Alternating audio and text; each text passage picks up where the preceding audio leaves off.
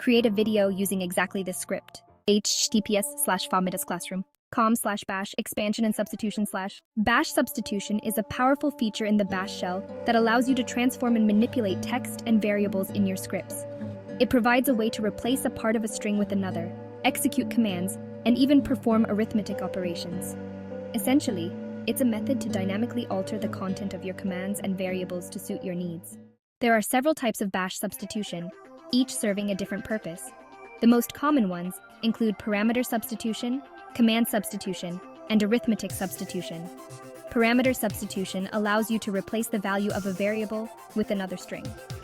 Command substitution lets you use the output of a command as part of another command.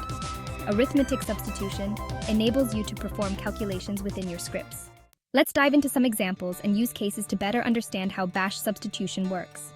For instance, if you have a variable with the value Alice, you can use parameter substitution to change it to Bob. Similarly, you can use command substitution to capture the output of the command and use it in a greeting message.